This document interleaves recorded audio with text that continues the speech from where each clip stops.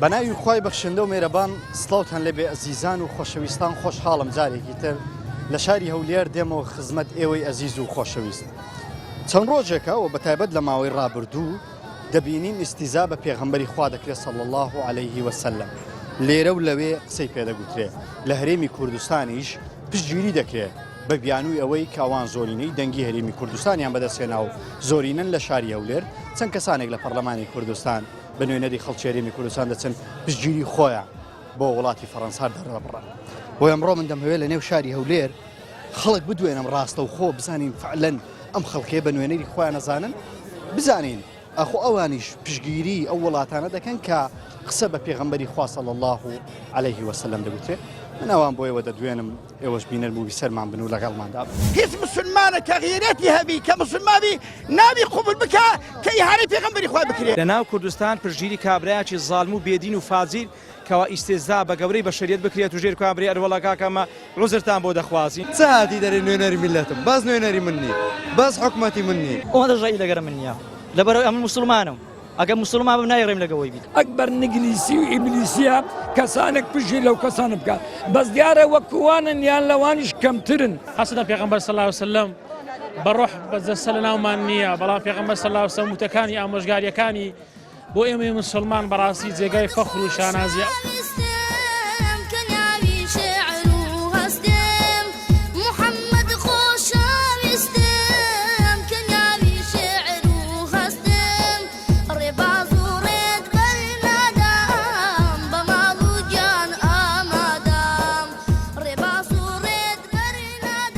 لێرە و لەوێ دەبینین بێڕێزی بەرامبەر پێغەمبەری خوا دەکرێت تۆکو مسلمانێک هەڵوێستت چۆنە لەسەر ئەم بابەتێ. بەناوی خوای گەورە میهرەبان پێشەچی بە خێراتتان دەکەم بە بۆنەی لەدایکبوونی فەخری کائینات پێغەمبەر صلی الله علیه وسلم گەرمترین پیرۆزبای خۆم ئاڵدەستێکیش مسلمانانی جیهان دەکەم بە تایبەتی مسلمانانی کوردستان و بە تایبەتی شاری هەولێری خۆشەویست کە هەموو کات و ساتدا لەو بۆنەیە جوش و خۆشەچی زۆر گەورەی هەیە خاصن لە بازاڕی هەولێر. ئەو کەسانی کە سوکاتی پێغەمبەر صلی الله علیه وسلم دەکەم خوای گەورە دەفەرموێ وأطيعوا الله والرسول يعني هر کەسێک ئیتیاعی خوای بکە دەبێت ئیتیاعی پێغەمبەر صلی الله علیه وسلم بکەیت. ئەو کەسانی کە سوکاتی بە پێغەمبەر صلی الله علیه وسلم دەکەن زمانی قدیم و پێش 1400 ساڵیش ئەو جەهل و ئەبو لەهەب و يعني چەندین کەسێ سوکاتی بە پێغەمبەر صلی الله علیه وسلم هەر ناوەکانیان لەو خراپەی تەواو يعني خراپ وەقت لە زبڵدانی مێژووە باڵێ بالضبط. ئێستا ئێمە دەمانوێت بکەین لەبەوەی ئەو سکاتی ئێمە بەڕەوشی جوان بە کەلدارەکانی پێغەمبەر صلی الله علیه وسلم بە ئادابەکانی پێغەمبەر صلی الله علیه وسلم وەڵامیان دەدەینەوە. ئەوە نییە ئەمە سکاتی بە مقدسی وام بکەین ئەمە دەبی لێدا دەبی یەکەم شت ڕۆژەکانی پێغەمبەر صلی الله علیه وسلم جێبەجێکردن لە کاروباری خۆماندا هەروەها بە دووی سنتەکانی پێغەمبەر صلی الله علیه وسلم بکەوین و ئینشاءالله خوای گەورە ئەو کەسانی کە سوکاتی بە پێغەمبەر دەکەن و بە دینی ئیسلام دەکەن ئینشاءالله ڕسوای دنیا و قیامەتیان دەکەن. زۆر سپاس. یادی لەدایکبوونی پێغەمبەری خوایە تۆ هەستێکی چۆنە هەیە و بە تایبەت لەم سەردەمایە کە دەبینی ئیستیزا بە پێغەمبەری خوا دەکرێت. سەرتا زۆر بەخێرتان دەکەم زۆر سپاسان دەکەم ئێستا دلم زۆر خۆش خەڵکەش دەبینم بە جۆش خۆش هاتە دەرێ خەڵکەش زۆر بەڕاستی تەوقیع ئەومانە دەکرد چکە گوتیانە خەڵکی مەمنوع و نابیشتووە و الحەمدولillah خەڵکێکی بەغیرەت ماوە خەڵکەکی بەسۆز ماوە بۆ پێغەمبەر صلی الله علیه وسلم زۆر دڵمان خۆشە بۆ شتەی. لێرە و لەوێ دژاتی پێغەمبەری خوا دەکرێت کاری کاتێر دروست دەکرێت لێرە پشتگیریان دەکات ئێوەی مسلمان تا چەند ئەمەتان پێڕەوا و قبوڵە. بەخوا پێمە شتێک زۆر ناخۆشە کە لێرە پشتگیریان کرا شتێک زۆر ناشرین بوو دەبای هەڵوێستیانە بە پشتگیری پێغەمبەر صلی الله علیه وسلم بکردبایە ئەو کاری کاتێرش ئەوە سزای خۆ لەگری لایەن خۆیان بێ شگومان ئینشاءالله زۆر شتێکی ناشرینە ئەو کەسێکەوە پشتگیری دەکاتن ئەمە خەلچەولە کە دەبین لێرە بە پشتگیری پێغەمبەر صلی الله علیه وسلم هاتێ و دڵخۆش خۆی دەردەبڕی زۆر پێمان خۆش و زۆر دڵمان خۆش بۆ کوبنەوەی. بسم الله الرحمن الرحيم الحمد لله الذي أنعم علينا بإسهار سيد البشر وقدر ولادته في هذا الشهر الشريف الأسهر وليلة ولادته عليه الصلاة والسلام فقد أنواره النجم والقمر وعكف على منزل آمنة الطير وهلل وكبر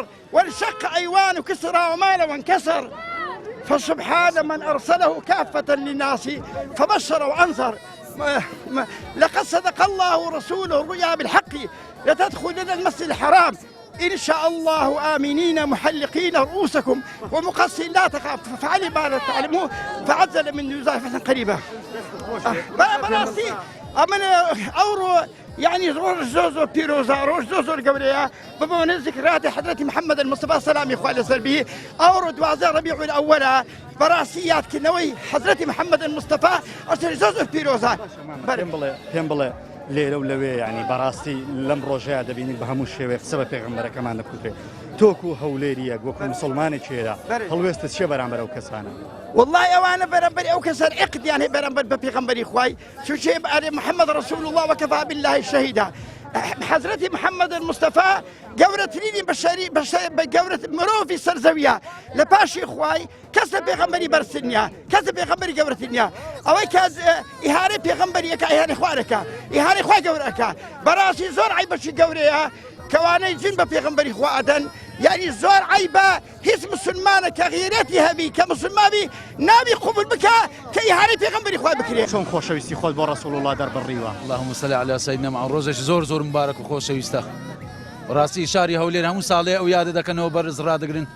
جێی دیارە یعنی هەموو ساڵێ بەس بەداخەوە ئەو سار لەبەوە نەخۆشیەی بەداخەوە یعنی هەندێک ڕێکاری تەندروستی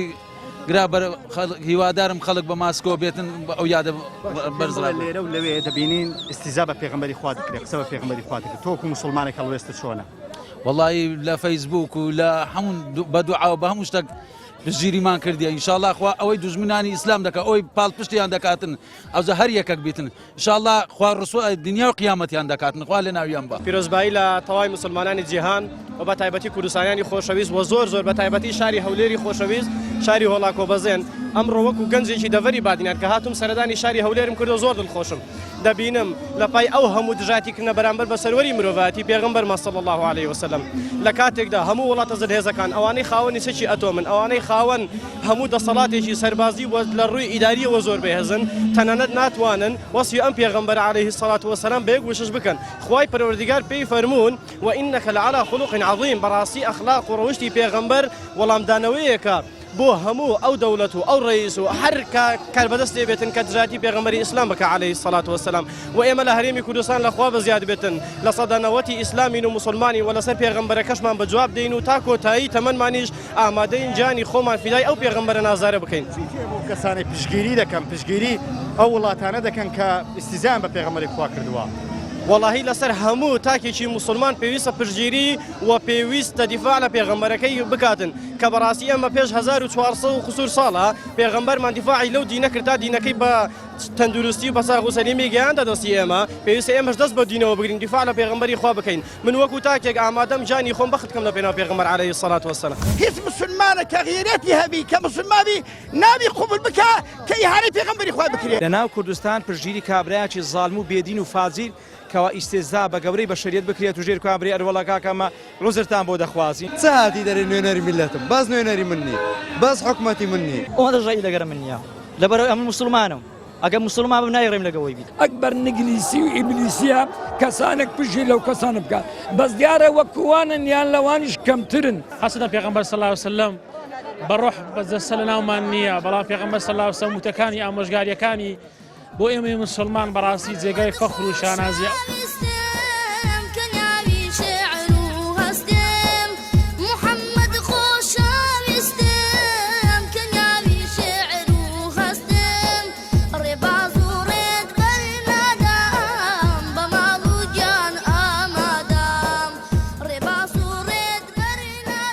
لێرە و لەوێ دەبینین قسە بە پێغەمبەری خوا دەگوترێت ئێوەکو مسلمانان هەڵوێستان چۆنە زەبارەت بەمە بەناوی خوای گەورە میهرەبان خوای گەورە خۆی فەرموویەتی پێغەمبەر صلی الله علیه وسلم ئەرسلناک ڕەحمەتە للعالەم پێغەمبەر صلی الله علیه وسلم خۆی لە خۆیدا ڕەحمەتە و هەموو عالەم کەسێک بوو ئێمەی لە نەزانینەوە فێری زانین کرد کەسێک بوو فێری کردین چۆن بژین لە پێناوی چی بمرین لە پێناوی چیدا خەبات بکەین و گەڕانەوە بۆ قسەی پێغەمبەر صلی الله علیه وسلم کۆتایی هەموو کێشەکانە حەسەدە پێغەمبەر صلی الله علیه وسلم بەڕۆح بەجەستە لە ناومان نییە بەڵام پێغەمبەر صلی الله علیه وسلم وتەکانی ئامۆژگاریەکانی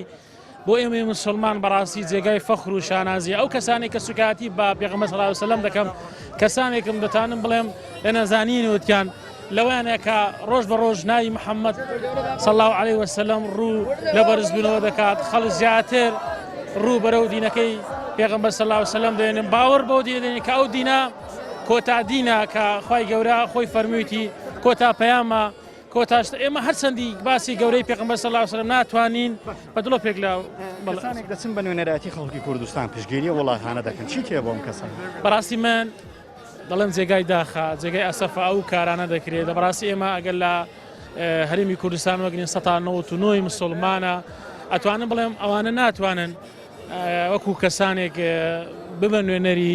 کۆمەڵە کەسانێک کە دەچن سەردانی قوسڵخانەکان دەکەن بەڕاستی ئێستاکەدا ئەگەر لەو کاتەدا لەسەر پێغەمبەرەکرد لەسەر ئاینەکەت بە جواب نچ کاتێک بە جواب دێ من دەتوانم بڵێم ئەو کەسانی کە لە خوڕەوشت و پایاوەکەی پێغەمبەر صلی الله علیه و سلم گەیشتون ئەو کەسانن کە بەرگری لێ دەکەن دڵمان خۆش نەبیتن کەەوە یادی پێغەمبەری هەموو هاتینە ئێرکانە ئەسڵەن دەبی ئەمە بە دڵ دیفاع لە پێغەمبەرەوە کە صلی الله علیه و سلم کە لەو ڕۆژێکە تێکەتیە کەوا قسەی پێ دەکرێت قسەی لەسەر دەکرێتن ناخۆشنە قسەی کە پێ گوترا لەسەر ئەوەی کەوا ڕەوشتە بەرزەکانی کە پێغەمبەر صلی الله علیه و سلم ڕۆژی زۆر بەرزی هەیە لەسەر ڕۆژتە بەرزەکان قسەی پێ گوترایە باشە چیتان هەیە بۆ وڵاتانێکە قسە بە پێغەمبەری خوا دەڵێن یان کاریکاتێری دەربارەی دروستەکەن ئێمە وەک مسلمان بەڕاستی مسلمان زۆر بێدەسەڵاتە حاليا ئێستا لەو کاتی مسلمان زۆر زۆر بێدەسەڵاتە بەزدەتانی گەنجە چوچی ماگەنج ئەو گەنجانەکەریکانە ناو بازاڕێن دەتانن بچن ڕێی خۆیان دەربن لە کن کوسڵخانەی فەڕەنسای دژی ئەو کوسڵخانەی ڕابوەستن بە هەموو توانایشانەوە دژیان ڕابوەستن کەسانێکە دەستنەک لای کوسڵخانەی پشتگیری خۆیان بۆ دەردەبڕن ئەوانە بە نوێنەری خۆتان دەزانن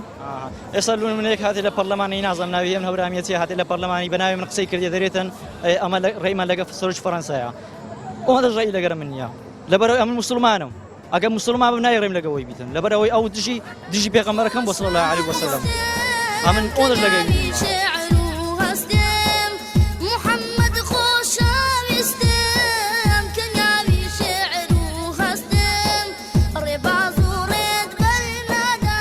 مامۆستا لێرە و لەوێ دەبینین ئیستیزا بە پێغەمبەری خوا دەکوترێ قسەی پێ دەگوترێ کاریکاتێر دروست دەکرێت ئێوە وەکو موسڵمان هەڵوێستان چۆنە لەم بارەیەوە پێشەشی بە خێراتناکەن خوای گەورە پاداشتان داتەوە وەڵام معلومە حافیزی ئەو دینە خوای پەروەردیگارە خوا فەرمێ ئینا نحن نزلنا الذکر وئینا له لحافظون خوا ئەو قورئانە و صاحبی ئەو قورئانە و صاحبی ئەو شریعەتەیە خوای پەروەردیگار و محەممەد المستەفا صلی الله علیه وسلم کۆتا پێغەمبەرە خوای گەورەش ئینا کەفەیناکە المستهزئین یعنی خوا فەرمێ ئێمە بەسین لە بۆ کەسانی کە ئیستیزا بە دین و بە پێغەمبەر و بە شعائری ئیسلام ئەکەن جا ئەگەر لەسەر مسلمانان پێویستە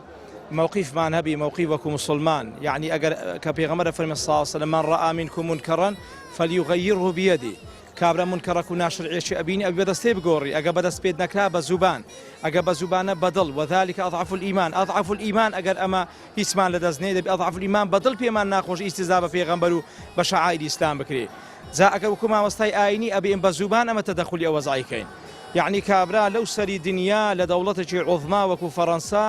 ئەڵێ لۆ من حۆریەتە کە ئیستیزا بە گەورەی بەشەریەت محەممەد المستەفا بکەم صلی الله علیه وسلم کابرا ناو کوردستان بێ پشتگیری بکە ئەوە کارە ساتەکە لەوەیدایە لە ناو کوردستان پشتگیری کابرایکی زاڵم و بێدین و فازیل کەوا ئیستیزا بە گەورەی بەشەریەت بکرێت و ژێر کابرای ئەروەڵا کاکەمە عوزرتان بۆ دەخوازین بەڵێ وەڵا ئەنگۆ قسەکانتان یعنی کەوەشتان گوتێ عوزرتان و دەخوازین بەڵێ بەرێ شتەکان تاوەی لە بنەوە لۆتان وەرکەین خەتەرەکە لەوەیدایە جاچ لەوەی دەکەی کە پێغەمبەر صلی الله علیه وسلم ڕۆژی دوایی کە لەسەر حەوزی کەوسەر دانیشتووە هەمومان ئەگەر ئیماندار بین ئەچێت سەر حەوزی کەوسەر بەدەستی مبارەکی پێغەمبەری خوا ئاوی ئەخۆینە حەوزی کەوسەر کەسێک کە لە دنیا قەشمەر بە پێغەمبەر کرابێ جوێن بە پێغەمبەر درابێ ئیستیزا بە پێغەمبەر گیان کرابێ عەلەیهی سەڵات وەسەلام لە دنیاش خۆی کردی بێ برێ وەڵا ئەمن ئومەتی پێغەمبەریمە دەبی چ جوابی پێغەمبەر داد پێغەمبەر چ جوابە بەرامبەر پێغەمبەر چ جوابە چێبی و پێغەمبەر ئایا ئاوی دەداتێت لە حەوزی کەوسەر نەوەڵڵا ئەفەرمێ بوعدەن لەکە بوعدەن لەکە دووری لە بۆ تو دوو ڕەحمەتی خوای پەروەردیگار جا ئەوەی مختصر مفید ئەوەیە هەمومان بەقەدەر قووەتی خۆمان چ بەدەست چ بە زوبان چ بە دڵ کە ئەضعف الئیمانە ئینسان یعنی بەڕاستی پشتگیری خۆمان هەدەربین وەکو مسلمان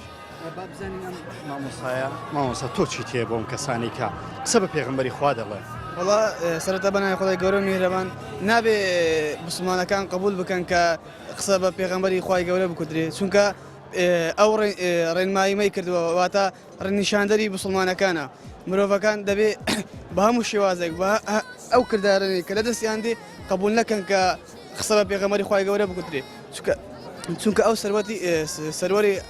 سەروەری ئێمەیە هەموو شتی ئێمەیە کەسانی کە لە هەرێمی کوردستانەوە ینی پشگیری ئەم وڵاتانەکەن کە ئیسیزان بە پێغەمبەری خوا کردووە ئێمە نابێ ئەمە قبولکەین بە هیچ شێوەیەک دەبێ ئەم نەخێر ئەوانە هیچی ئێمە نینە ئەوانە هیچی ئێمە نینە مادەم قبول دەکەن کە قسە بە پێغەمبەر صلی الله علیه و سلم بگوترێ ئەوانە هیچی ئێمە نینە نوێنەری ئێمە نینە هەستێکی زۆر خۆشمەیە و دایکبوونی پێغەمبەریە و زۆر دڵخۆشمیش دەبینین لێرە و لەوێ قسە بە پێغەمبەر دەگوترێ ئیستیزای پێ دەگوترێ تۆکو مسلمانێک هەڵوێستە چۆنە وڵی هەلوێستمەوەیە معنە زۆر شتێکی ناڕێزیە زۆر شتێکی ناحەقیە ئەو شتە بکرێ نابێت ئەو شتە بکرێ بەس ئەوە خوا جاوی دەداتەوە ئیشەڵڵا مسلمان هەم گۆی سەرکەوتووە و سەرکەوتوو دەبێت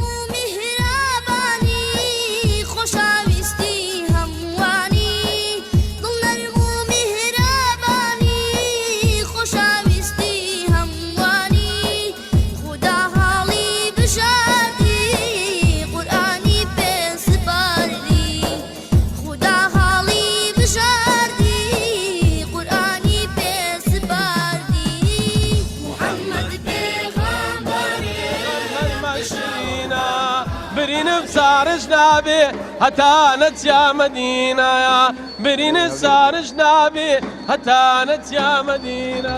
یادی مەولودت پیرۆز بێجانە یادی مەولودت پیرۆز بێجانە شاری هەولێرێ بە تۆوە جوانە شاری هەولێرێ بە تۆوە جوانە مەکەد بەجێش با دڵی پرغەم مەکەد بەجێش با دڵی پرغەم چووی بۆ مەدینە تا ڕای ماڵی غەم چووی بۆ مەدینە تا ڕای ماڵی غەم قورئانت کردا یاسای دەوڵاتت قورئانت کردا یاسای دەوڵاتت دروست بوو لە دڵی دوژمن هەیباتت دروست بوو لە دڵی دوژمن هەیباتت ئەو هەموو خەڵکت کردن بە بێرە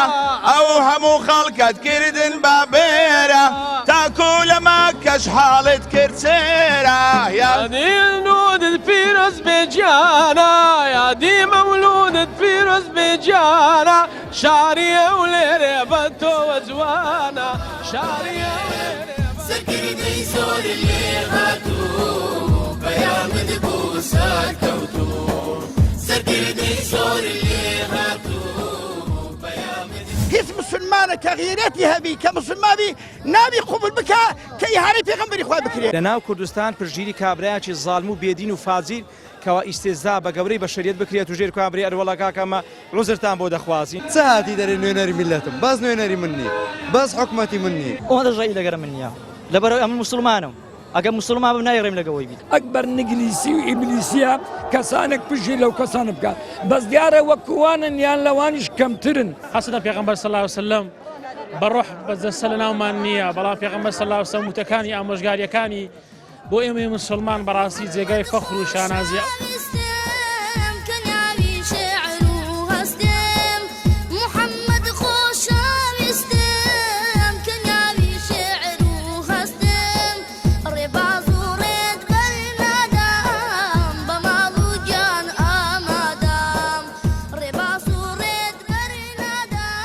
پێم بڵێم ڕۆ هەستێکی چۆنە هەیە وەکو مسلمانێک هەستێکی زۆر خۆشمان هەیە بە بۆنەیە یادی لە دایکبووی سەروەرمان وەڕەتپا لە چی ئەو حەزانەی کە هەم لە وڵاتی خۆمان هەم لە وڵاتە بێگانەکان سوکایەتی دانوێ بە پێغەمبەر صلی الله علیه و سلم بکەن بەڵام لەوە بێئاگانە ئەگە کەسێک ڕێزی هەبی لەکن خوای هەزار جار بێ ڕێزی بکەی هەر بە ڕێزە ئەگە کەسێک ڕێزی نەبی هەزار جار بە ڕێزی بکەی هەر بێ ڕێزەکەی لەکن خوای ئەمەی ئەو ڕۆکۆبوونەتەوە وەڵامێکە بۆ ئەو خەڵکەیە و وەڵامێکە بۆوانەی ناو کوردستانی گومان یەکەم جار وەڵامەکە لە حکومەتی هەرێم ئەوەی کە بە ناو دەڵێن نوێنەری گەلین کەس نوێنەری من نییە ئەمن ڕۆحی داک و بابم فیدای یەک تورس زەڕەخۆری ژێر پێی پێغەمبەر صلی الله علیه و سلم دەکەم چه هاتی دەرێ نوێنەری میلەتم باز نوێنەری من نییە باز حکومەتی من نییە ئەمن ئامادەمە گیانی خۆم فیدای پێغەمبەرەکەم بکەم ئەتوو چووی ئەو کەسەی سوکاتی بە پێغەمبەرەکە پشگیری دەکەی شتی وایە ئەمە ڕاستە کەس بۆ دینداری نامان بەسە عەقیدە پاکێکمان تێدایە بە هەزاران عەقیدە پاک کە ئامادەیە ڕۆحی خۆی فیدا بکە ڕۆحی خۆمان فیدا دەکەین بتانین لەو دنیا بەرامبەر خالید هەمزە عومەر عەلی ڕاوەستی سەرمان برکەین نەک ئەوانمان دی چاوشۆڕ بین وەڵا لە عەزابی جەهەنەم ناخۆشتر ئەوەیە قسە بە پێغەمبەر بگوترێ بێدەنگ بی لەو دنیاش بەرامبەر خالید و عومەر و عەلی ڕاوەستی وەڵا عەزاب ئەوەیە نەک عەزابی جەهەنەم برای بەڕێزم ئەوەی لە هەندێک کەسان دەبیستین یەک لەوانە ماکەڕۆن و ئەمثالی شتێکی نامۆ نییە ئەوە ئەڵقەیەکە لە زنجیرەکی دوور و درێژ و نەبراوە خوای گەوردە فەرمێ وەلا یەزالونە یوقاتلونەکم حەتا یەڕدوکم عن دینکم إن استطاعوا بە هەموو شێوەیەک ململانتان لەگەڵ دەکەن بە بەردەوامی و حتا کوشتن و بڕینیش بۆ ئەوەی لە دوورەکەی دوورتان بێخنەوە مەسەلەکە ئەوانەیە ئەگەر نا مێژوی مرۆڤایەتی زۆر دوور و درێژە بە ملیارەها کەساتیە کەسانی وا تاوانبەر دەستی نەک لە خوێنی ملیۆن بەلکو ملیۆنەها کەس سوور بووە هەروەکو شەڕی جیهانی یەکەم و دووەم شێ بەرپای کرد ئەوان بەخۆیان بەرپایان کردن ئەمەی مسلمانان نەبوون کە بە مەلاینها کوژرا بەڵام شەرمیان بەخۆنیە حیاشیان بەخۆنیە درۆ دەکەن نە ئیمانیان هەیە نە کەرامەتیان هەیە نە مرۆڤایەتیان هەیە ناستی ئینسان و ئینسانیەتشان هەیە ئەگەر ناوان ناکەن لۆ لەناو هەموو خەڵکاندا سوکاتی بە پێغەمبەری پێشەوە سەڵات و سەلامی خوا لەسەر بن دوای با بە ڕاشکایی برین بە پێغەمبەر ناکەن بە ئێمە مسلمانان دەکەن هەست و بیری ئەمێ بریندار دەکەن سوکاتیمان پێ دەکەن قەیدینی ئەگەروانە ئەوان نەزانن نەفامن حاقدن ئینسانێکی مجرم و تاوانبارن بەڵام کەسانێک لە خۆمان لەسەر خۆمان حیسابێ بە تایبەتی بە نوێرەنی ملەت حیساب کرابێ دەنجی متمانە و دڵسۆیەزایەت پێدەر ئەکبەر خیانەتە ئەکبەر جالەتە ئەکبەر قەباحەتە ئەکبەر نگلیسی و ئیبلیسیە کەسانێک پژی لەو کەسانە بکات بەس دیارە وەکووانن یان لەوانیش کەمترن چیان لەوان دەوێت سەربەرجی سەرفرازی خوا دەفەرمێ ئەیەبتەغون عندهم العزة فإن العزة لله جميعا بەخوا چیان نادەنێ چکە بەخوایان مفلسن کەسانێکی مفلسی دەداتێ چرا چاو دەکە لە کەسانی شوان بەڵام بەڵگەیە لەسەر کەماتی خوان هەویە و ناسنامەی خوان ئاشکرا کرد ئەمە دەرێن یا ڕەبی لەو جۆرە کەسانە بەرینە چونکە ئەوانە هەستی ئیسلامەتی و کوردایەتی و مەردایەتی و نەتەوایەتیان نییە ئەگە ناوان ناڵێن وە ناکەن ئەو زۆرە هەڵوێستانە دەرنابڕن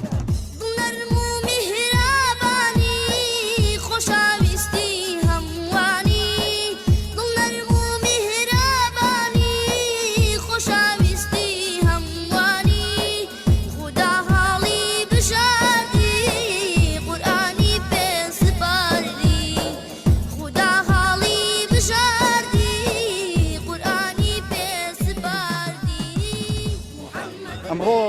دوازدەی ڕەبیع الئەوەل و ویلادەتی پێغەمبەری خوایە هەستێکی چۆنە هەیە تۆ الحەمدولیلا ڕۆژێکی زۆر خۆشە دڵت پێی خۆشە ئارێ وەڵڵی چی هەیە بۆ وڵاتانێک کە قسە بە پێغەمبەری خوا دەگوترێ لە وڵاتانێک کە قسەیان پێ دەڵێن قسە بە پێغەمبەر دەڵێن کاریکاتێر دروست خوا لەعنەتیان لێ دەکا وەهای ڕوویان ڕەش دەکاتن ئەوە چۆنە و منداڵانە هەموو هێنا و ئاوای بە بۆنەی ئەو یادە پیرۆزەیە دڵتان خۆشە دڵت خۆشە بەخوا ئێستا ئێمە حالیان کەمدین هەڵوێست کردێ پێمان بکرێ دەبێت ڕەدیان بدەینەوە زامەسن بە منعی کاڵاکە یان بە هەر جۆرێک بێ ئێستا من سەیرم پێدی ینی کابرا لەو هەموو خەڵکی کە دەبینی بە هەزاران کەس کە دیعای خۆشەویستی پێغەمبەرێکە سەڵڵاهو عەلەیهی وسەلەم لە عەیەمەکدا هیچ ینی ڕوونکردنەوە کوڕەخنەیەکی نییە دوایش ینی خۆشەویستی پێغەمبەر سەڵڵاهو عەلەیهی وسەلەم لە سای ڕۆژێدا ناکرد لە هەموو کاتی دەکرێ ئێمە ئێستا بڕۆ بە ئەوانە بپرسە بەدیا لە چیژ و لە کوڕەکان پرسە کەس بە زۆرێن ناوی پێغەمبەرەکان نازانێت کە بۆچی هاتووە لە چۆن هاتووە چ ئازار چێشاوە تۆ ئەوانەگە فێر مناڵەکە نەکە کە چۆن دیفاع لە پێغەمبەرەکە سەڵڵاهو عەلەیهی وسەلەم ئێستا کەسێک لە ئێمە هەرێک لە ئێمە لێکواندا قسێک بەداچی بگۆترێ یان بە باوکی بگۆترێ ئامادەیە بیکوژێ وایان نا ئامادەی هەزار قسە پێ بڵێ قبوڵ نەکە لە کاتدا ئێمە کە پێغەمبەر خوا سەڵڵاهو عەلەیهی وسەلەم لە 7 طەبەقەی عاسمانێکە بووتە پێغەمبەر و ئەوە نێدراوە